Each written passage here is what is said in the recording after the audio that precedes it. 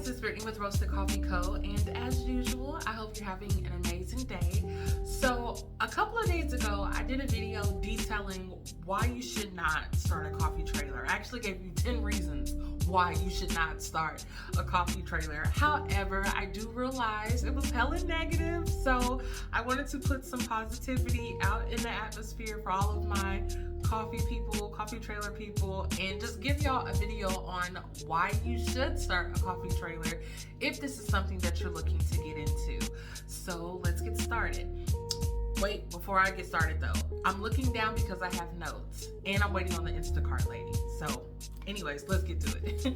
So number one is going to be low overhead cost. So coffee trailers typically have lower startup and operational cost compared to a brick and mortar. So that means you don't have to invest in a permanent location or pay rent. This is a pretty big deal because in my local area, I was looking at spaces and man, we're talking 17, 18, sometimes double that in rent alone. That's not even to mention your different expenses like your insurance, of course, utilities, everything. So I personally could not imagine paying my mortgage and then on top of that paying rent. And then on top of that, your rental agreements, they're not like 12 months like it is with an apartment. Your rental agreements are going to be, 3, 5, 6, 7 years. And it's just not something that you really want to be locked into. Then on top of that, some of these spaces have to be converted into food service spaces or cafe spaces. So we're talking build outs, equipment, even more money that you don't want to be spending. So number one is low overhead cost. Number two, which is probably my favorite or one of my favorites, is the flexibility. So coffee trailers provide the flexibility to change your location based on demand. Unlike a brick and mortar, if it's slow today, it's just gonna be slow. But with a coffee trailer, you know what? If we're not getting a lot of traction in this parking lot, we can head to the next one down the street. So you can cater different events, festivals, high traffic areas to maximize your sales. Like you're mobile. You can do whatever you want. You can go wherever you want. Just gotta make sure you have your permits. The next one, number 3, is going to be lower risk. So the lower initial investment and operational costs reduce financial risk, making it an attractive option for aspiring entrepreneurs like myself. So basically, there is a little risk involved, but let's say, God forbid, your coffee trailer doesn't work out, which we pray it does, but just in case it doesn't, you can sell that trailer. I actually saw a Facebook post today. Somebody was selling their coffee truck. I know there's a difference, but hear me out. Was selling their coffee truck for $199K. That is a lot of money. That's a lot of money. $199K. So even though there is a little bit of risk involved, if for whatever reason things don't work out, you can sell your stuff. Espresso machines, generators, you can sell it all. So number 3 is going to be lower risk. Number 4 is going to be high profit margins. So coffee has high profit margins, especially when you consider the relatively low cost of beans and the other ingredients compared to the selling price of specialty coffee drinks.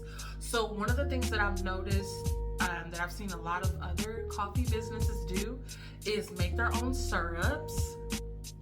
So when you're making your own syrups, let's say you can make your own syrup, I want to say for maybe $2-3, whereas a bottle of Tarani is, depending on which ones you get, it can get kind of pricey. They can get really, really high. But if you find a way to kind of do everything on your own, even with roasting your own beans, you can get a couple of pounds of beans, of green beans, unroasted beans, for a couple of dollars and roast them yourself and start selling. But even in my case, my roaster charges me $9 a bag, and I turn around and sell that bag from anywhere from $16 to $22, depending on the type of coffee. So you can definitely make money just as long as you know what you're doing.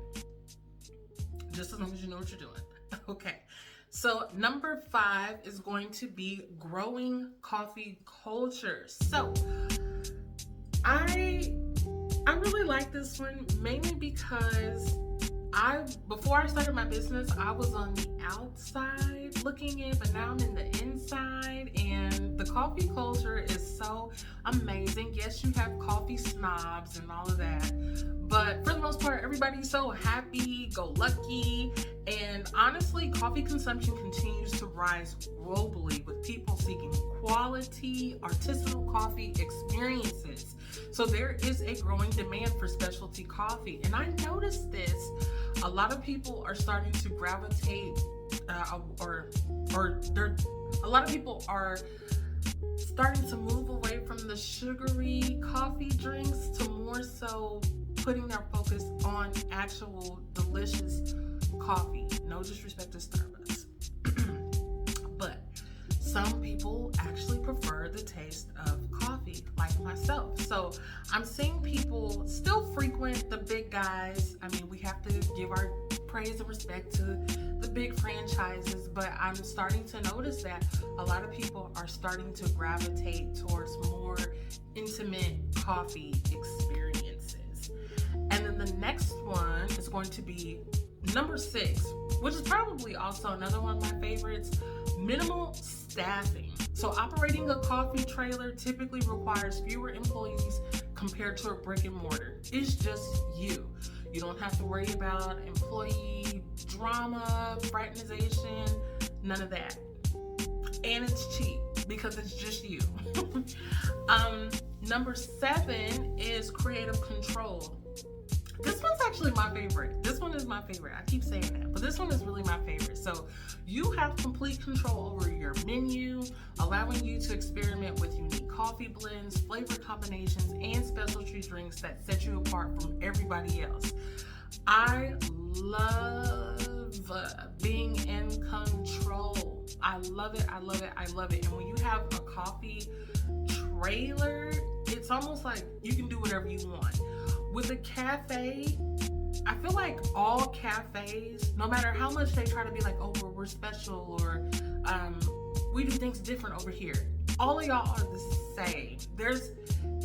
Cafes have a certain like vibe. I can't really explain it. It's very dim and brown and warm and cozy and muffin-like and avocado toast, like it's just very I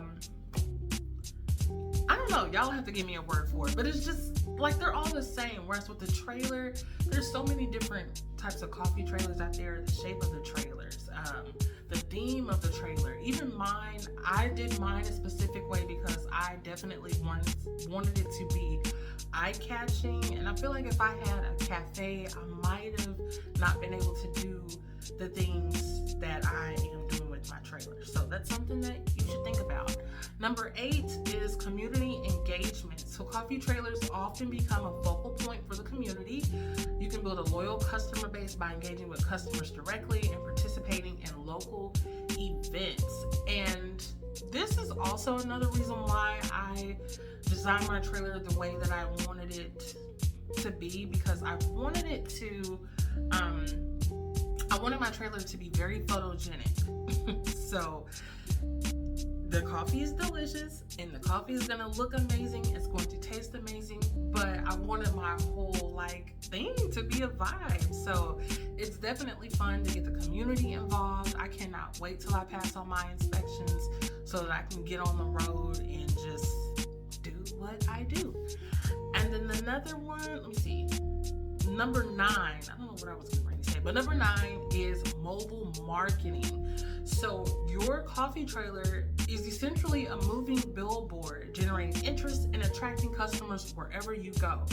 Funny story. So after my whole ordeal with my trailer, putting it together and all of that, our final stop was to put it in storage. And we get to the storage facility, put in the code, gate opens up, and we pull in. The guy comes out of the storage office and he's like, "Are you bringing me coffee?" And I was so tired. I didn't even realize, like, how does he know I sell coffee? And then I looked at my trailer and I'm like, well, look at it. That's why. So yes, it is literally a billboard on wheels. It's going to turn heads. Please, please turn heads.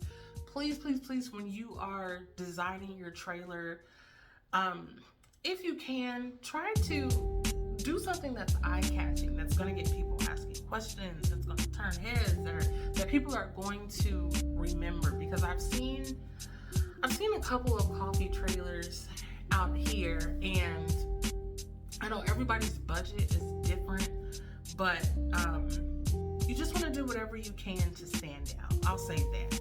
And then the last one is going to be sustainability. So coffee trailers can be designed to be environmentally friendly, using eco-friendly materials, efficient equipment, and sustainable coffee sources.